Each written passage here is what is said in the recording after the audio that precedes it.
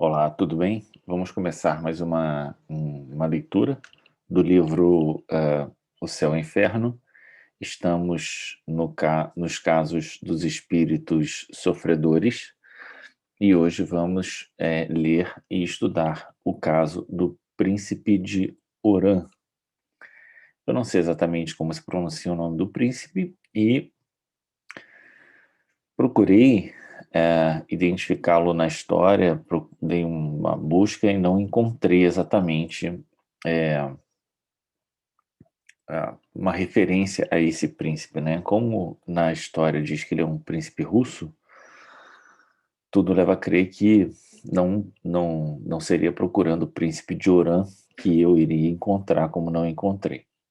Mas não importa, importa que nós vamos estudar mais esse caso, o caso de um espírito sofredor, que foi príncipe, né?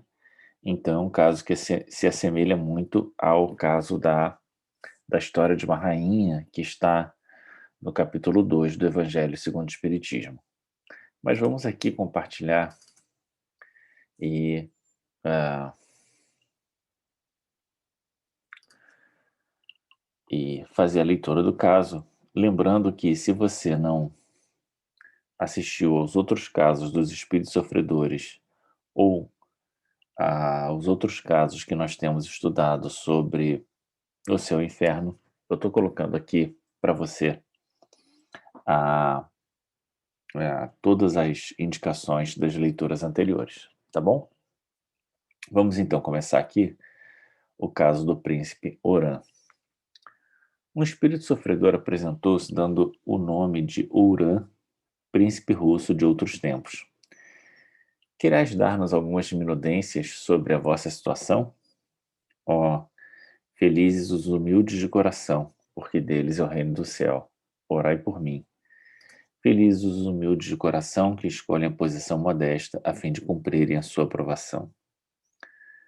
Vós todos, a quem devora a inveja, não sabeis o estado a que estou reduzido, um desses que na terra são considerados felizes. Não avaliais o fogo que o abrasa, nem os sacrifícios impostos pela riqueza, quando por ela se quer obter a salvação. Permita-me o Senhor a mim, déspota orgulhoso, expiar os crimes derivados do meu orgulho entre aqueles mesmos a quem oprimi com tirania. Então a gente já vê aqui a posição do espírito, o espírito que, né, reconhece que foi orgulhoso, que oprimiu a muitos com a tirania e que não soube lidar com a riqueza. Ele quis comprar a salvação, né, pela riqueza que ele tinha.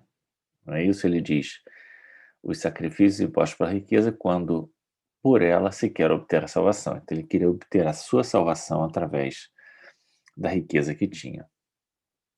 Orgulho. Repita-se constantemente a palavra para que não se esqueça nunca que ele é a fonte de todos os sofrimentos que nos acabrunham. Então, essa é uma passagem já conhecida nossa do Livro dos Espíritos, na questão 785, quando diz que o maior obstáculo do progresso é o orgulho e o egoísmo, referindo-se então ao progresso material. Então, ele só está aqui reafirmando essa questão.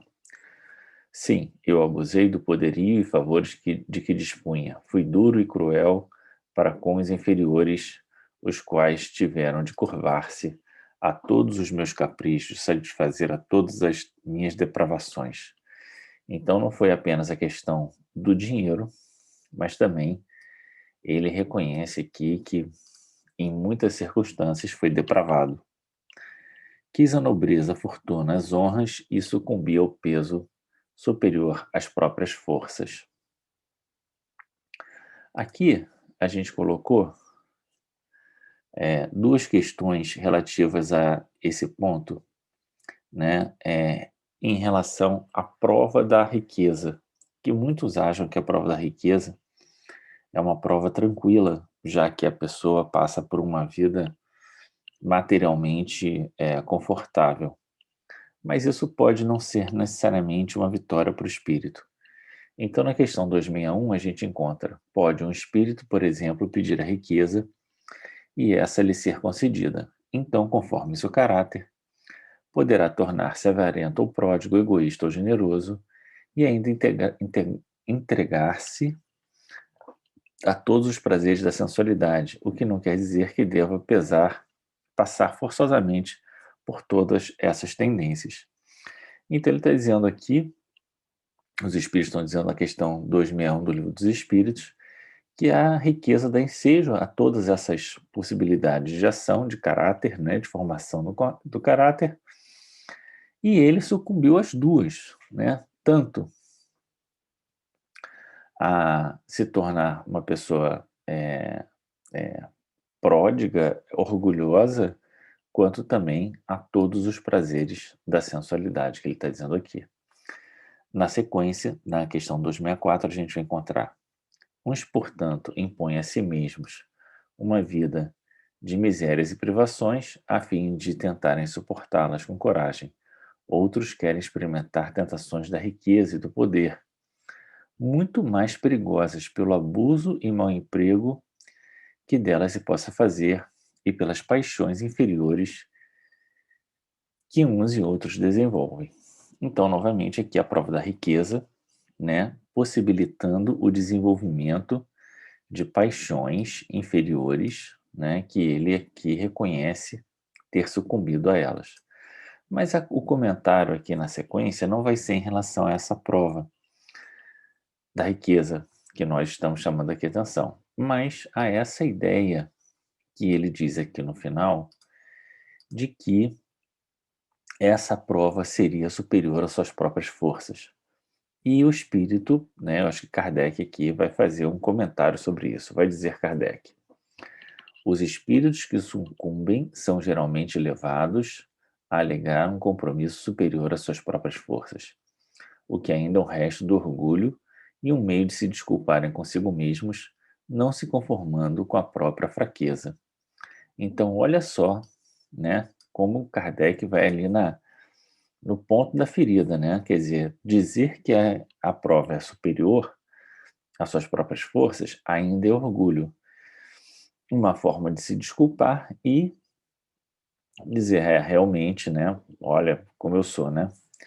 Deus não dá a ninguém prova, a ninguém mais do que Deus não dá a ninguém mais do que possa suportar. Não exige da árvore nascente os frutos dados pelo tronco desenvolvido. É um pouco a história da parábola dos talentos, em que aquele que multiplica 2 talentos por 4, né, não é exigido que ele multiplique como aquele que tinha 5. É um pouco nesse sentido, né? Ademais, os espíritos têm liberdade, o que lhes falta é vontade, e essa depende deles exclusivamente. Com força de vontade, não há tendências viciosas insuperáveis. Mas quando um vício nos apraz, é natural que não façamos esforços para dominá-lo. Assim, somente a nós devemos atribuir as respectivas consequências. Aqui a gente tem uma referência também a uma questão que, particularmente, eu gosto muito de citar, exatamente essa questão que vai trazer a superação das paixões e o reforço da ideia da vontade. Questão 911 do Livro dos Espíritos vai dizer o seguinte: não existem paixões tão vivas e irresistíveis que a vontade seja impotente para dominá-las? Há muitas pessoas que dizem quero, mas sua vontade está apenas nos lábios. Querem, mas ficam muito satisfeitas que assim não seja. Quando o homem crê que não pode vencer suas paixões, é que seu espírito nela se compraz, em consequência da sua inferioridade. Aquele que procura reprimi-las compreende sua natureza espiritual. Vencê-las para ele é um triunfo do espírito sobre a matéria. Então veja que aqui existe um ponto muito importante, né? Aquele que procura reprimir as suas tendências inferiores, as suas paixões, compreende a sua natureza espiritual. Então é muito enganoso a gente deixar se levar por os comentários que diz: não, você está Você tem essa vontade? Vai e faz. Cuidado.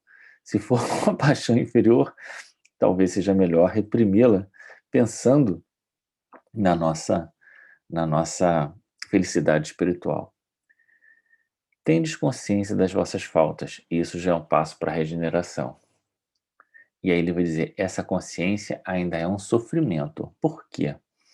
Porque é uma consciência da falta que ainda não trouxe, que não está amadurecida, né? Que não trouxe o seu melhor resultado, que é o resultado de uma tranquilidade do arrependimento e uma perspectiva de mudança. Então é uma consciência que ainda fere muito. Para muitos espíritos, o sofrimento é um efeito quase material, visto como, atidos à humanidade da sua última encarnação, não experimentam nem apreendem as sensações morais. Liberta a matéria, o sentimento moral aumentou-se para mim, de tudo quanto as cruéis sensações físicas tinham de horrível. Então aqui também existe uma passagem do Livro dos Espíritos, na questão 965, que vai colocar exatamente essa ideia de que no mundo espiritual as nossas sensações são muito mais vivas, né? Então aquilo que ele sentia encarnado, desencarnado ele vai sentir numa potência maior. Vamos ler aqui juntos o que diz a questão 695. Se essa letra está muito pequena para você, dá uma parada no vídeo, vai lá no Livro dos Espíritos que você tem, procura a questão 695 e aí dá uma lida nesse trecho, ok? As penas e gozos da alma depois da morte têm alguma coisa de material? Pergunta. Resposta. Diz o bom senso que não podem ser materiais, que a alma não é matéria. Essas penas e gozos nada têm de carnal. Entretanto, e esse aqui é o ponto agora, né? São 1000 vezes mais vivos que o que experimentais na Terra, porque o espírito, uma vez liberto, é impressionável. A matéria já não entorpece as sensações. Então é como se a matéria, nosso cérebro, nosso corpo, filtrasse um pouco das nossas sensações, o que a gente não tem quando está no mundo espiritual. Lobrigais o termo dos vossos padecimentos? Sei que não serão eternos, mas não lhes entrevejo o fim, sendo-me antes preciso recomeçar a provação. Então, veja a situação desse espírito. Ele está numa situação que ele não percebe quando isso vai terminar, né? Ele não conseguiu um estado de alma que o tranquilizasse no mundo espiritual, e é como se ele estivesse dizendo assim, eu preciso recomeçar uma nova vida para ver se com melhores propósitos eu consigo sair desse estado de sofrimento que eu me encontro, né? Que situação. E esperai fazê-lo em breve? Não sei ainda. E veja, era uma pessoa rica, uma pessoa aparentemente sem maiores problemas do ponto de vista material, mas extremamente comprometido do ponto de vista moral. Lembrai-vos dos vossos antecedentes, faço-vos essa pergunta com o intuito de me instruir. Vossos guias aí estão e sabem do que precisais. Vivi no tempo de Marco Aurélio. Marco Aurélio viveu entre 121 e 180 depois de Cristo.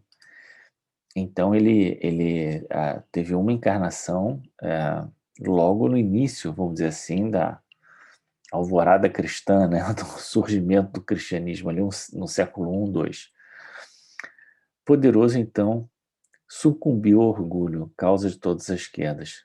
Depois de uma erraticidade de séculos, quer dizer, ele passou séculos sem encarnar, quis experimentar uma existência obscura. Resta saber o que ele fez durante esses séculos aqui no mundo espiritual, né? Mais uma vez a gente vê um espírito que não se remete a ninguém, a familiar, a esposa, a mãe, não se refere a ninguém, né? Se refere à sua trajetória de sofrimento no mundo espiritual, depois a sua reencarnação. Aqui ele vai dizer que teve uma existência obscura, e vocês vão ver que ele também não faz nenhuma menção a quem o acolhe, a família, a mãe, a uma possível esposa, a ninguém nesse aspecto, né? Pobre estudante, mendiguei o pão, mas o orgulho possuía-me sempre. O espírito ganhara em ciência, mas não em virtude. Sábio ambicioso vendia a consciência a quem mais dava, servindo a todas as vinganças, a todos os ódios. Então ele se tornou uma pessoa inteligente, mas vendeu o conhecimento para quem podia comprar e acabou fazendo mal através do seu conhecimento. Sentia-me culpado, mas a sede de glórias e riqueza estrangulava a voz da consciência. Então, vê que ele diz que ele tinha aqui alguma coisa o chamava, mas ele não, né? A sede de glória e riqueza estrangulava a consciência dele, né? A expiação ainda foi longa e cruel. Então ele depois disso ainda sofreu mais ainda no mundo espiritual depois de ter encarnado na época de Marco Aurélio. Eu quis, enfim, na minha última encarnação, reincitar uma vida de luxo e poderio, no intuito de dominar os tropeços sem atender a conselhos. Era ainda orgulho levando-me a confiar mais em mim mesmo do que no conselho dos protetores amigos que sempre velam por nós.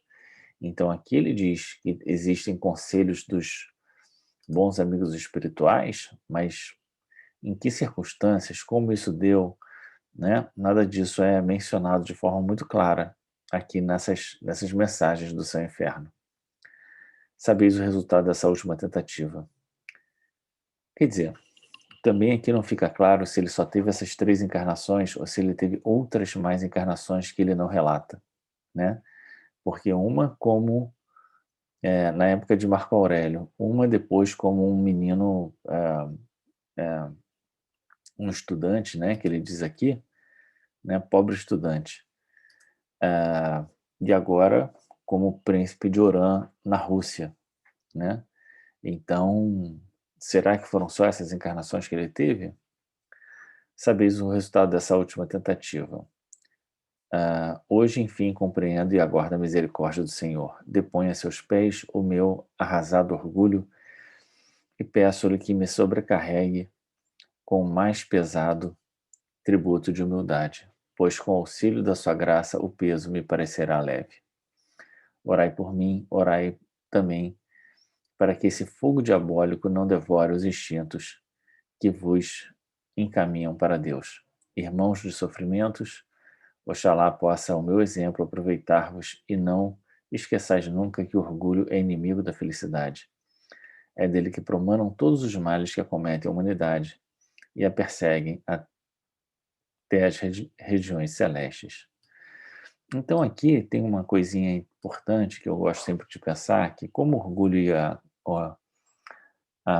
o egoísmo são os 2 principais problemas que a gente enfrenta ainda na nossa condição de inferioridade, sempre que há um problema, uma desavença, uma dificuldade qualquer, é bom que a gente pense, e eu faço isso, em que medida eu posso estar sendo naquele momento egoísta e orgulhoso, né? E assim a gente consegue pensar de forma um pouco mais objetiva como a gente pode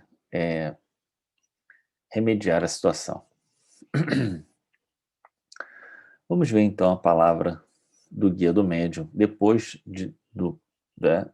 desse relato dele se dizer, né, reconhecer todos os erros, né, enfim, vamos ver, mas ele ainda está, é um reconhecimento ainda de quem está com muito sofrimento. concebestes, o guia do médium, né? Concebestes dúvidas sobre a identidade desse espírito, por vos parecer a sua linguagem em desacordo com o estado de sofrimento, acusando inferioridade. Desvaneceste tais dúvidas, porque recebestes uma comunicação séria. Por mais sofredor, esse espírito tem asaz culta inteligência para exprimir-se de tal maneira. O que lhe faltava era apenas a humildade, sem a qual nenhum espírito pode chegar a Deus. Essa humildade conquistou agora e nós esperamos que com a perseverança ele sairá triunfante em uma nova provação. Então, ele está ali, né? Vamos ver se ele conseguiu de fato a humildade e isso uma próxima provação vai demonstrar. Nosso Pai Celestial é justíssimo na sua sabedoria e leva em conta os esforços da criatura para dominar os maus instintos. Cada vitória sobre nós é um degrau franqueado nessa escada que tem uma extremidade na terra e outra nos pés do Juiz Supremo. Alçai-vos por esses degraus resolutamente, porque a subida é tanto mais suave quanto mais firme a vontade. Então, mais uma vez aqui, né, ele vai reforçar aquilo que nós já tínhamos falado sobre a ideia de dominar os maus instintos ou as paixões, como a gente tinha visto, né? Essa ideia de que nós vamos subindo gradativamente, como se fosse uma escada, né? E a ideia de alçar os degraus resolutamente, porque a subida é tanto mais suave quanto mais firme a vontade. E a gente já viu ali que um dos problemas de nós superarmos as nossas paixões é não ter firme a vontade, né? Então, leia depois as questões 911 e aquelas que estão ali no entorno da 911, que vai falar exatamente sobre isso, no Livro dos Espíritos. E o Guia do Médium continua dizendo: olhai para cima a fim de vos encorajardes, porque ai daquele que para e se volta. Depressa atinge a vertigem, espanta-se do vácuo que o cerca, desanima e diz: para que mais caminhar, se tão pouco o tenho feito e tanto me falta? Não, meus amigos, não vos volteis. E essa passagem me lembrou de algumas passagens que estão na de Jesus sobre a ideia de se voltar e olhar para trás, né? Ele está dizendo aqui: caminha resolutamente para frente, não se volta, né? Não fica olhando muito para trás, né? Porque tanto você se perde na vertigem, né? Espanta-se com o vácuo que o cerca, desanima e diz: poxa, eu caminhei tão pouco, para que caminhar tanto? Por que ser tão resoluto das minhas decisões, né? Então vamos ver primeiro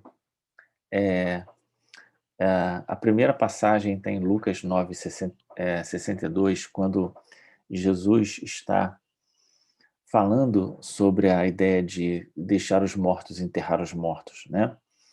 E aí uma outra pessoa chega para ele e diz: olha, mas posso pelo menos despedir dos meus parentes?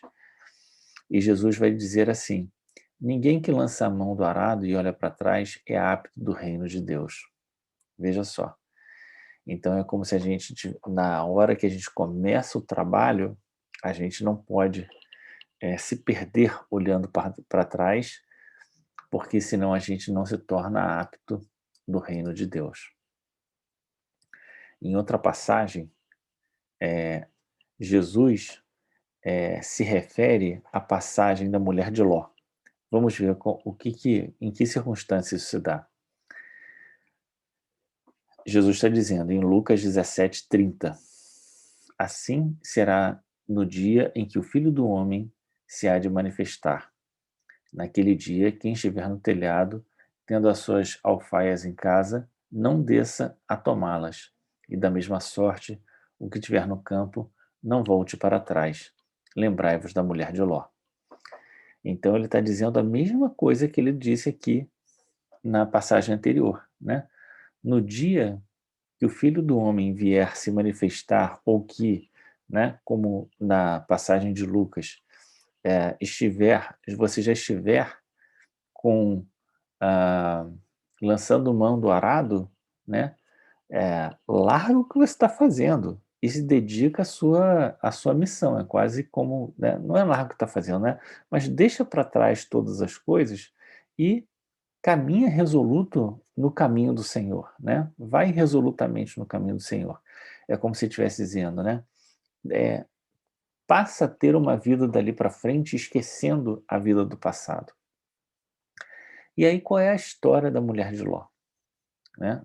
A gente vai encontrar em Gênesis 19. E aconteceu que, tirando-os fora, disse: aqui é o Senhor dizendo para Ló, para ele sair de Sodoma e Gomorra, que ele ia acabar com Sodoma e Gomorra. Ló ainda discute com o Senhor, dizendo assim, porque o Senhor queria que ele fosse para as montanhas. Ele disse: não, eu não vou para as montanhas, não, eu vou para uma outra cidadezinha. E o Senhor diz: então vai logo, porque eu vou acabar com Sodoma e Gomorra, eu não posso fazer nada enquanto você não chegar lá e ficar salvo, né? É essa conversa que Ló tem com o Senhor. Então, aqui no 17, a gente vai encontrar exatamente a advertência do Senhor para Ló, dizendo: escapa-te por tua vida, não olhes para trás de ti, e não pares em toda essa campina, escapa lá para o monte, para que não pereças. Então, o Senhor advertindo Ló e dizendo: não olha para trás, segue para o monte, e Ló vai dizer: não, para o monte não, eu vou para aquela cidadezinha e tal, fica nessa conversa. Ló vai para a cidadezinha, e o Senhor cumpre a sua missão e acaba com Sodoma e Gomorra. Mas o que acontece com a mulher de Ló? E a mulher de Ló olhou para trás e ficou convertida numa estátua de sal. Então Jesus usa essa passagem para dizer que aquele que quando chegar, né, o Filho do Homem se manifestar, a gente não deveria olhar para trás como fez a mulher de Ló.